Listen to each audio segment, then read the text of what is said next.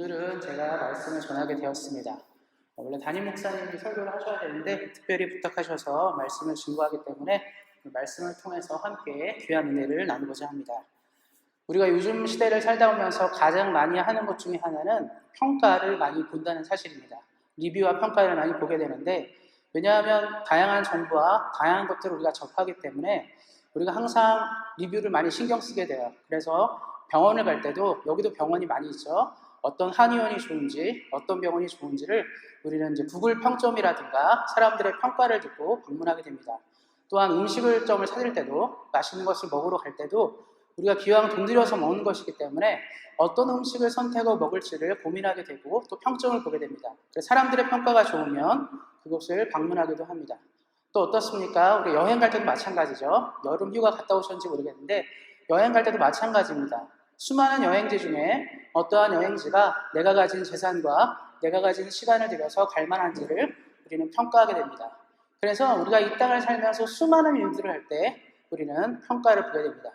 근데 대체로 사람들의 평가 기준은 무엇이냐면 얼마나 더 효율적이고 얼마나 더 괜찮고 얼마나 더 좋은지를 먼저 보게 됩니다.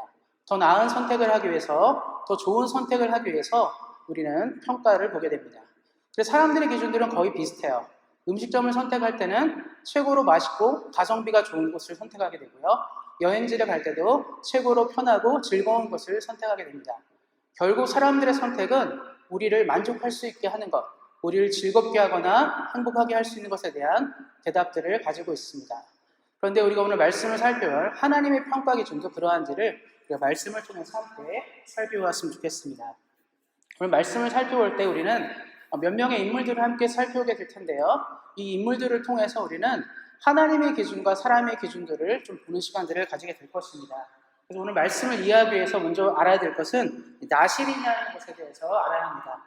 신앙생활 오래 하신 분들은 나실인에 대해서 들어본 적이 있겠지만 그렇지 않은 경우는 나실인에 대해서 처음 들어본 경우들이 있을 것입니다. 그래서 제가 한번 읽어보도록 하겠습니다. 위에 PPT가 있으니까 보시면 되겠습니다. 나실인이란 히브리어 나자레에서 파생된 말로 나자레는 바치다, 구별되다라는 의미를 가지고 있습니다. 이 나실인은 민수기 6장에 나오고 있는데요. 민수기 6장 전반부에 많이 나와 있는데 특별히 그냥 6장 2절 말씀 한 구절만 보도록 하겠습니다. 혹시 같이 읽을 수 있으면 같이 읽으셨으면 좋겠습니다. 민수기 6장 2절 말씀입니다.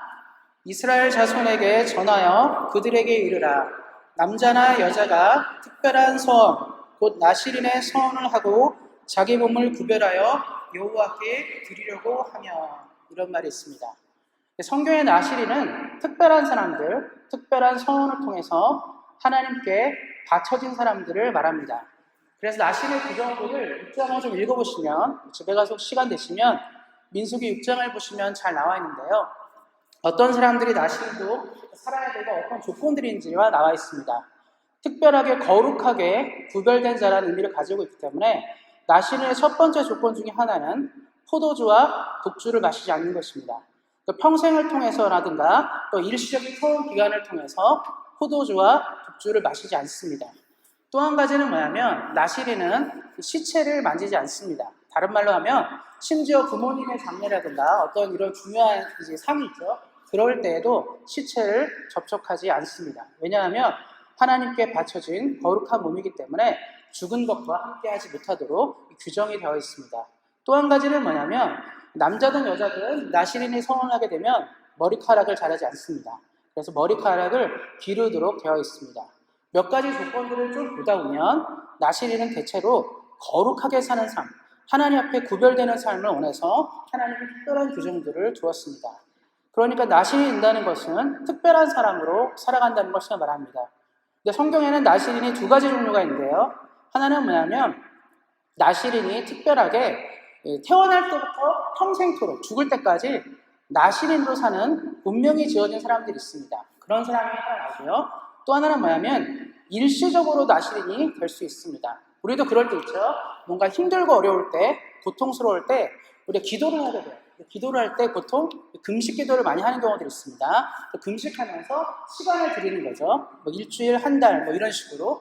그래서 그 기간은 좀 더 거룩하게 보내겠다. 하나님이 원하는 삶을 살겠다라고 그 시간을 보내게 됩니다. 그래서 영구적인 나실인과 일시적인 나실로 구별되는데 대체로 성경에서는 이제 일시적인 나신에 대해서는 많이 언급되지 않는데 영구적으로 나신을 살았던 사람들의 이야기들이 조금 언급되고 있습니다. 그 중에 아마 성경에서 유명한 나신이라면 3명을 들 수 있는데요. 신약 성경에 나오는 세례 요한, 그리고 구약 성경의 2사람, 삼손과 사무엘입니다. 지금은 이제 삼손과 사무엘을 살펴볼 텐데요. 삼손과 사무엘은 이제 삼손은 사사기에 나오고 사무엘은 사무엘상에 나오는데 우리가 볼 때 이제 성경을 읽다 보면 사사기, 룻기, 사무엘상이기 때문에 시간적으로 좀 차이가 있지 않겠나라고 생각할 수 있겠지만 삼손과 사무엘은 동시대 사람입니다. 그럼 같은 시대에 살았던 사람이에요. 같은 시대에 같은 시기에 활동했던 사람들이었습니다. 그래서 두 명의 인생들을 보는데 하나님께서 특별히 초대한, 특별히 선택한 인생이었습니다. 특별히 삼손은 하나님께서 단지파의 마노아의 집안에 방문하셔서 특별히 얘기를 하십니다. 너희가 아들을 낳을 것인데 그 아들이 이스라엘을 블레셋의 손에서 구원하는 역할을 감당하게 될 것이다. 다른 말로 하면 하나님이 아이가 없던 그 가정에 아들을 보내주겠다라고 약속하셔서 태어나게 된 사람이 바로 삼손입니다. 사무엘은 그의 어머니 한나가 아이를 낳지 못했어요. 오랜 기간 아이를 낳지 못하면서 그의 마음이 너무나 억울하고 분통스럽고 속상해서 하나님께 기도하는 가운데 하나님이 엘리를 통하여 한나에게 아들이 있을 것을 얘기하게 됩니다. 그리고 얼마 뒤에 한나는 이 사무엘이라는 아들을 얻게 됩니다. 이 두 사람이 똑같이 나시린으로 태어나게 됩니다. 먼저 사무엘을 잠깐 얘기하고 싶은데요. 많은 사람들은 사무엘을 잘 알고 있습니다. 심지어 또 많은 사람들 이름 중에 사무엘이 많이 있죠. 세리얼 사무엘. 많은 사람들 이름을 사용한다는 것은 그의 삶이 굉장히 존중받을 만하고 굉장히 가치 있다는 삶을 말해주고 있습니다. 어떻게 가치가 있냐면 성경에 수많은 인물들이 있어요. 수많은 사람들의 이야기가 나오고 수많은 믿음의 이인들의 이야기가 나오는데 특별히 어린 시절부터 죽을 때까지의 이야기가 나오는 경우가 많지는 않습니다. 그런데 사무엘은 성경에서 그가 어린 시절부터 태어나기 전부터 그가 어떻게 성장했고 어떤 사람이었는지를 성경이 말해주고 있습니다. 왜냐하면 사무엘은 굉장히 모범적인 인생이었어요. 그는 어려서부터 하나님의 음성을 듣는 사람이었고 하나님의 뜻대로 사는 사람이었습니다. 성경을 그래서 사무엘을 얘기할 때 가장 많이 우리가 듣는 표현 중에 하나는 뭐냐면 유명한 문구 있죠. 사무엘이 이런 말을 해요. 나는 우리 민족을 위해 너희를 위해 기도 쉬는 죄를 결단코 범하지 않겠다. 기도를 쉬는 게 죄입니까? 죄 아니잖아요. 그렇잖아요. 우리는 기도 안 할 때 많잖아요. 여러분 일주일에 사시면서 기도 얼마큼 하십니까? 기도 안 하는 경우가 대부분일 겁니다. 그런데 사무엘은 뭐라고 얘기하냐면 나는 기도 쉬는 것을 죄로 여긴다고 말할 정도로 그는 기도의 사람이었어요. 그러니까 하나님이 그를 얼마나 기뻐하셨겠습니까? 기도하는 인생이었고 그의 삶에 그거 하나를 설명한 거예요. 자기는 기도 쉬지 않는 자가 되겠다. 하나님이 얼마나 기뻐했고 훌륭한 인생인지를 그 한 문장으로도 말할 수 있습니다. 그래서 사무엘은 가장 모범적인 인생이고요. 나신도 가장 적합한 인생을 살았습니다. 그의 인생은 많은 칭찬으로 가득하게 됩니다. 그래서 저는 우리 세계일교회 성도분들에게 이렇게 말해주고 싶습니다. 사무엘과 같이 하나님이 귀하게 사용되고 귀하게 쓰임받는 인생 되시기를 예수님의 이름으로 축원드립니다. 그런데 우리는 오늘 좀 다른 인물, 삼손에 대해 좀 초점을 맞추고 싶습니다. 삼손의 이야기는 사실 이번 주에 설교를 준비하면서 사사기 13장부터 16장까지 살펴봤습니다. 그래서 사실 13장부터 16장까지 읽으셔야지 삼손을 완전히 이해할 수 있는데요. 오늘 읽은 좀 너무 짧기 때문에 삼손을 다 이해하지 못하지만 아마 교회를 다녀보신 분들은 삼손의 이야기를 모르는 사람이 없을 거라 생각합니다. 다 기억하시죠? 힘이 굉장히 큰 사람이었고 나면서부터 엄청난 대단한 인물이었다는 것을 알고 있고 들릴라라는 여자에게 꾀입에 빠져서 머리카락이 다 밀리고 결국 인생에 망해버렸던 그 인생을 우리는 기억하고 있습니다. 삼손을 생각하면 뭐냐면 하나님이 특별히 사랑했어요. 태어날 때부터 성령이 충만한 가운데 태어났고 그는 특별한 능력이 있었습니다. 성경의 기록을 보면 삼손이 힘이 너무나 세서 혼자서 블레셋 사람 수천 명을 상대할 정도로 굉장한 사람이었습니다. 텔레비전 같은 거 보시다 보면 이런 거 있죠. 특전사들 얘기 나오죠. 뭐 해병대라든가 특전사 나오는데 어떻습니까? 한 명이 10명만 이겨도 대단해요. 한 명이 5명만 이겨도 대단한 겁니다. 그런데 삼손은 혼자서 수천 명의 블레셋과 싸울 정도로 대단한 사람이었습니다. 당시 블레셋 사람들은 삼손을 굉장히 무서워했어요. 한 명임에도 불구하고 절대로 때려잡지 못하기 때문에 그에 대한 두려움들이 있었습니다. 그만큼 삼손은 아주 축복받은 인생이었습니다. 그러니까 삼손이 가진 능력이라든가 이런 모든 것들은 우리가 볼 때 굉장히 부러워할 만하고 대단한 인생입니다. 그래서 우리가 오해하는 한 가지가 있습니다. 삼손이 힘이 무지 세니까 머리는 멍청할 거다. 근데 성경을 읽다 보면 삼손이 머리도 굉장히 밝은 사람이에요. 멍청하지 않습니다. 하나님은 하나님의 사람을 줄 때 힘만 주고 그러지 않아요. 지혜와 용기를 동시에 줍니다. 삼손은 굉장히 유능하고 뛰어난 사람이었습니다. 근데 사람이 어떻습니까? 너무 잘나고 대단하다 보면 어떤 일이 생기냐면 교만해져요. 나 혼자서도 많은 일을 할 수 있다고 생각합니다. 우리가 언제 기도합니까? 우리가 언제 무릎 꿇습니까? 부족하다고 여길 때 무릎 꿇어요. 사무엘은 태어날 때 특별한 능력이 없었습니다. 사무엘은 나신으로 태어났지만 특별한 능력과 힘을 가지고 태어나지 않았습니다. 사무엘은 할 수 있는 것들이 뭡니까? 기도밖에 없는 거죠. 하나님께 기도하고 하나님께 무릎 꿇는 것이 훈련된 사람이었어요. 근데 삼손은 나면서부터 장사였기 때문에 기도하지 않아도 충분한 일들을 할 수 있는 것이죠. 우리도 그런 경우 있죠. 학교 다닐 때 그런 경우 종종 보죠. 꼭 반에 한두 명씩 있습니다. 공부 진짜 안 하는 것 같은데 꼭 점수 잘 받는 애들이 있어요.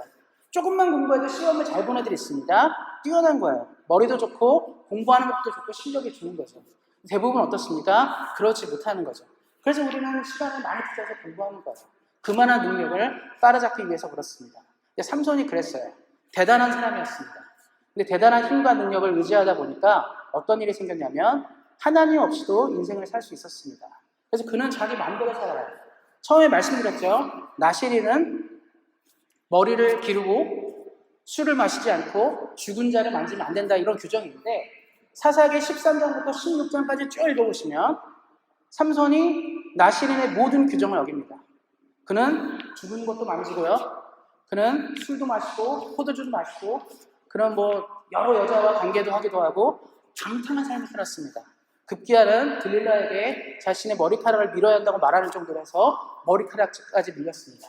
그래서 삼손의 인생은 망했어요.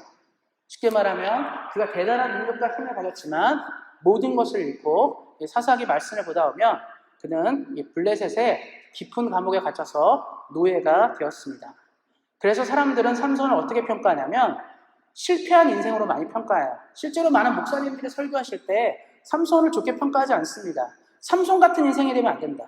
사무엘 같은 사람은 돼야 되는데 삼손 같은 인생이 되면 우리의 인생은 망해버린다 이렇게 됩니다. 삼손같이 자기의 쾌락과 욕심의 모든 것을 팔아보는 인생이 되지 말라고 우리는 가르칩니다.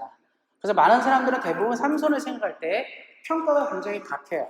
아까도 말씀드렸죠. 사무엘이라는 이름을 아이들에게 만들어주는 경우는 많이 있지만 자기 아이 딱 태어났을 때 삼손 이런 이름 잘 안 줍니다. 왜냐하면 삼손의 인생이 망했기 때문에 그래요. 어떻습니까? 사무엘은 거의 100세 넘게까지 살았다는 기록이 있어요. 삼손은 그런데 젊었을 때 죽었습니다. 오래 살지도 못했죠. 그런 가진 것도 남는 것도 아무것도 없는 그런 인생을 살았습니다.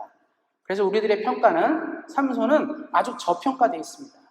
그래서 저는 말씀을 생각해 봅니다. 그러면 성경도 우리가 읽는 성경도 하나님의 말씀도 삼손에 대해서 저평가를 하고 있는지를 살펴볼 필요가 있습니다. 오늘 말씀 히브리서 11장 32절 말씀 아까 우리 읽었었는데요. 거기에 보면 이런 말이 있습니다. 제가 다시 한번 읽겠습니다. 내가 무슨 말을 더하리요? 기드온, 바락, 삼손, 입다, 다윗 및 사무엘과 선지자들의 일을 말하려면 내게 시간이 부족하리로다. 히브리서 11장은 믿음의 장이라고 부릅니다. 왜냐하면 믿음에 대한 기록들을 실어놓고 있고 믿음의 선배들, 믿음의 선진들, 선조들의 역사를 기록해놓고 있습니다. 그래서 히브리서 11장은 처음부터 믿음은 바라는 것들의 실상이요 보지 못한 것들의 증거니 선진들이 이로써 증거를 얻어내니라라고 시작합니다. 그리고 믿음으로 아벨을, 믿음으로 누구는 계속 시작되는 거죠.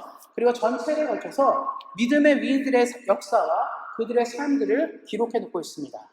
그러면서 이 마지막 부분에 이제 사람들을 정리하면서 32절에 이 히브리서 기자가 내가 무슨 말을 더하겠느냐? 믿음의 선배를 얘기하면서 이름을 얘기하죠. 기드온과 300명사를 말한 기드온과 바락, 삼손, 입다, 다윗 및 사무엘을 얘기하면서 믿음의 위인들의 이야기를 싣고 있습니다. 다른 말로 하면 믿음의 궤도, 믿음의 역사에 그들의 이름을 싣고 있는데 여기에 굉장히 흥미로운 이름이 있습니다. 그 이름이 뭐냐면 삼손이에요.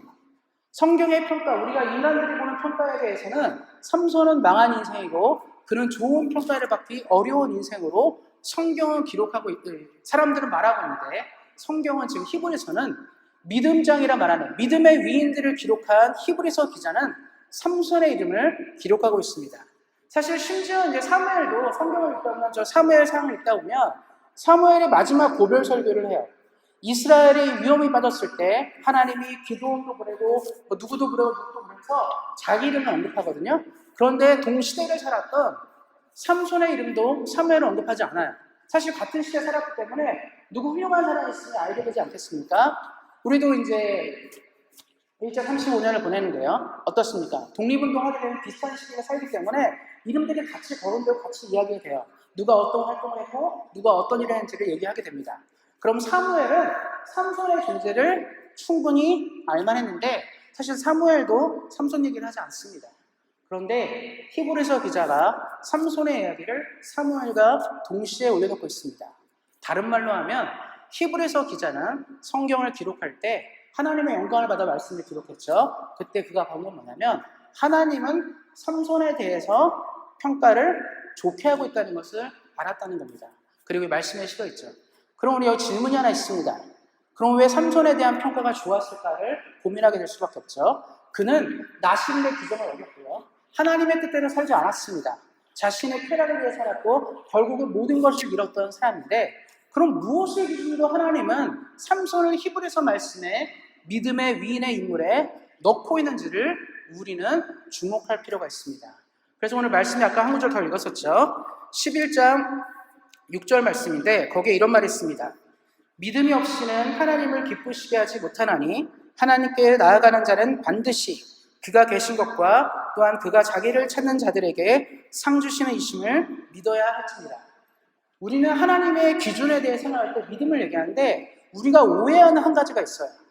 하나님이 믿음을 우리가 평가하고 볼 때는 큰 믿음, 대단한 믿음을 본다라고 착각합니다. 다른 말로 하면 산을 넘기거나 엄청나게 대단한 믿음들을 하나님이 우리에게 원한다라고 생각해요. 그래서 우리가 어떤 놀라운 일들을 해야 되는 거죠. 뛰어난 일들을 할 때 우리는 믿음이 있다라고 착각하는 경우들이 있습니다. 근데 성경은 너무나 단순하게 얘기하고 있어요. 믿음이 뭐냐? 하나님을 기쁘게 하는 믿음이 뭐냐 할 때 이렇게 말하고 있습니다. 믿음이 없이는 기쁘시게 못하나니 하나님께 나아가는 자는 반드시 그가 계십니까? 저 한번 질문해보고 싶습니다. 여기 앉아 계신 분 크리스천이라 생각하신다면 하나님이 계십니까? 하나님 살아있습니까? 어때요? 하나님 살아계십니까? 우리는 하나님 살아있다고 믿습니다. 그래서 믿음의 전제 조건의 첫 번째가 뭐냐면 반드시 그가 계신 것과 그가 존재한다는 걸 믿는 게 믿음이래요. 그럼 다른 말로 하면 우리는 어쩌면 믿는다고 말하지만 하나님을 안다라고 말하고 하나님이 존재한다고 믿는다고 말하지만 실제로는 그렇게 믿지 않을 수도 있다는 뜻이에요. 그리고 그 다음에 한 게 뭐죠? 하나님은 자기를 찾는 자들에게 하나님의 이름을 구하는 자에게 반드시 상을 베푸신다. 다른 말로 하면 반드시 보답하신다는 뜻이에요. 삼손은 모든 걸 잃었어요. 그는 블레셋 감옥에 갇혔을 때 삼손은 한 가지를 생각하게 됩니다. 내 인생은 분명히 여기서 망했고 나는 이제 더 이상 희망이 없다. 왜냐하면 삼손이 블레셋에게 잡혔을 때 두 눈이 뽑혔어요. 그리고 힘도 잃었습니다. 그는 할 수 있는 것이 아무것도 없었습니다. 그런데 삼손이 집중한 한 가지가 뭐냐면 나의 인생을 여기서부터 지금까지 이끌어주신 그는 누구인가? 나는 죽어도 마땅한 존재이고 나는 굉장히 부족한 사람인데 여전히 내 인생에 관심을 가지고 여전히 나를 살려주시는 그는 누구인가를 생각했어요. 인생은 죽으면 끝이잖아요. 그리고 죽을 수도 있었는데 하나님이 그를 죽이진 않았어요. 삼손은 무슨 생각했냐면 자기가 힘이 있고 능력이 있을 때 하나님이 있다고 믿었겠습니까? 믿었어요, 사실. 성경을 보면 삼손은 힘들고 어려울 때 방탕한 삶을 살았을 때도 그는 외쳤습니다. 하나님 도와주세요. 그래서 그에게 하나님의 능력이 있는 거예요, 사실. 삼손은 그래서 그 능력대로 힘을 베풀고 산 겁니다, 사실. 그런데 하나님이 계신 것에 대해서 그는 완전한 믿음이 부족했다는 거죠. 다른 말로 하면요, 내가 힘있고 능력이 있을 때는 하나님이 안 계셔도 나는 혼자 할 수 있고요. 어려울 때 하나님 그런 인생이었어요. 그러니까 오늘은 하나님이 나한테 필요하고 내일은 없을 수도 있고 내일 모레는 또 필요하고 그냥 이렇게 사는 거죠. 어떻습니까? 하나님을 간절히 구하는 사람은 매일매일 하나님이 필요해요, 사실. 그래서 기도하는 거겠죠. 그런데 삼손은 뭐냐면 어쩔 땐 하나님이 필요하고 어쩔 땐 하나님이 필요 없는 거죠. 그래서 그의 삶이 균형이 없었습니다. 그런데 그가 모든 것을 이룬 그 순간에 한 가지를 기억하죠. 하나님은 어제나 오늘이나 동일하고 내가 훌륭한 사람이든지 그렇지 않든지 하나님은 내 인생에 관심이 있고 초점이 있다. 하나님 오늘도 내 삶 가운데 역사하기 원하시고 나를 여전히 사랑하신다는, 나를 포기하지 않는다는 그 하나님의 은혜, 하나님의 사랑을 그는 만난 겁니다. 그가 경험한 하나님의 임재는 바로 이것이었어요. 하나님은 여전히 나를 사랑하고 복을 주기 원하고 내게 축복을 주고 내게 능력을 주고 힘을 주고 내가 하나님이 내게 원하는 꿈들을 이루기를 원하시는 것들을 확신했습니다. 그래서 하나님께 기도한 거죠. 하나님, 내가 지금 하나님을 구하니까, 내가 하나님을 간절히 바라고 원하니까 지금 역사하셔서 큰 구원을 달라고 기도했습니다. 삼손의 마지막이 어떠냐면 블레 사람들이 그를 불렀어요. 감옥에 갇힌 삼손을 불렀습니다. 그는 앞이 보이지 않기 때문에 뭘 할 수 없었습니다. 그리고 블레 사람들이 그를 불러놓고 뭐라고 말했냐면 우리를 괴롭게 한 이스라엘의 사사 삼손이 우리 밑에 있다. 그는 아무것도 못한다고 말한 거죠. 성경의 말대로 하면 아주 재주를 부리도록 괴롭히고 약올렸어요. 그런 가운데 있었습니다. 근데 삼손이 뭘 기억했냐면 하나님은 자기를 찾는 자들에게 상 주시는 이심을 그는 믿었습니다. 그리고 말하죠. 하나님, 내가 평생을 통해 내가 잘못 살았습니다. 내가 평생을 통해 하나님 뜻보다는 내 뜻대로 살았습니다. 근데 하나님, 이번 한 번만 나에게 기회를 주신다면, 하나님 내게 능력과 은혜를 다시 한번 베푸신다면 내가 이 원수들을 하나님 앞에 올려드리고 내가 하나님께 가겠습니다라고 기도한 겁니다. 그리고 우리 유명한 장면 있죠.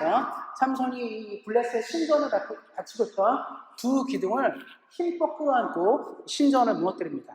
성경에 뭐라고 말하냐면 수천 명의 사람이 죽었다고 얘기하고 있어요. 그럼 성경이 이렇게 말합니다. 삼손이 살았을 때보다 죽었을 때 더 큰 일을 했다라고 성경은 기록하고 있습니다. 그는 무엇을 기억하고 있었냐면 하나님은 자기를 찾는 자들에게 반드시 응답한다는 것입니다. 말씀을 마무리하기 전에 우리가 이 시대에 생각했으면 좋겠습니다. 어떻습니까? 뉴스는 날마다 기후변화를 얘기합니다. 지금 하와이도 산불로 많은 사람이 죽었죠. 어떻습니까? 전 세계가 홍수와 여러 가지 폭염, 가뭄, 그리고 어떻습니까? 지진, 또한 전쟁도 있죠. 수많은 일들로 우리는 고통하는 가운데 있습니다. 그리고 우리는 뭐라고 말하냐면 이 시대는 더 이상 답이 없고 절망밖에 없다고 얘기합니다. 소망이 없다고 얘기하고 있어요. 이것은 우리가 얘기하는 게 아니라 세상의 많은 사람들이 이야기하는 것입니다. 문제는 뭐냐면 예수를 믿고 살아가는 나 역시도 희망이 없다라고 동일하게 얘기했다는 것이에요. 소망이 없다라고 우리 역시 동일하게 얘기하고 있는 겁니다. 삶의 문제는 어떻습니까? 세상 사람들처럼 우리는 똑같이 고민합니다.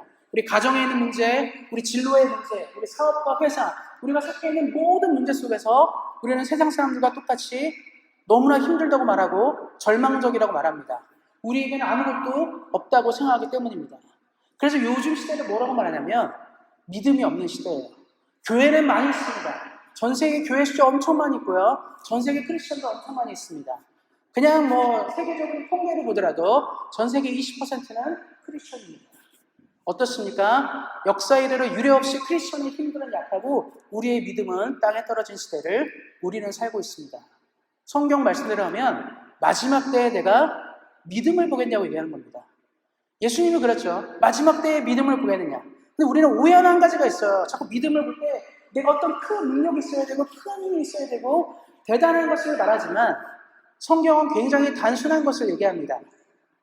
하나님이 계신 것, 반드시 그가 계신 것과 하나님께 기도하고 하나님을 찾는 자들에게 상 주시는 이심을 믿어야 한다라고 성경은 얘기하고 있어요. 우리에게 이 간단한 믿음만 있다면 우리는 이 시대를 헤쳐나갈 수 있습니다. 믿음이 시대를 응답하게 해야 되고 믿음이 시대를 이끌어가야 합니다. 정치 지도자가 시대를 이끌어가지 못합니다. 돈이 시대를 이끌어가지 못해요. 힘과 권력이라든가 우리 앞에 있는 능력과 힘들이 시대를 이끌어가지 못합니다. 많은 사람이 걱정하고 있죠. 미국 경제가 바닥나면 전 세계 모든 경제가 무너질 것을 염려합니다. 미국이 시대를 이끌어가는 것이 아닙니다. 어떻습니까? 시대를 이끌어가는 분은 오직 하나님. 우리 시대에도, 우리 과거에도, 앞으로도 하나님만이 시대를 이끄는 큰 믿음으로 우리를 인도하게 될 것입니다. 우리 사랑하는 세계를 교회 성도 여러분, 기억하셨으면 좋겠습니다. 하나님이 원하시는 그 간단한 믿음, 하나님이 계신 것과 그가 자기를 찾는 자들에게 반드시 응답한다는 이 믿음을 가지고 힘들고 곤고하고 어려운 우리 사랑하는 성도님들의 삶의 문제를 예수님의 이름으로 돌파하시기를 예수님의 이름으로 축원드립니다.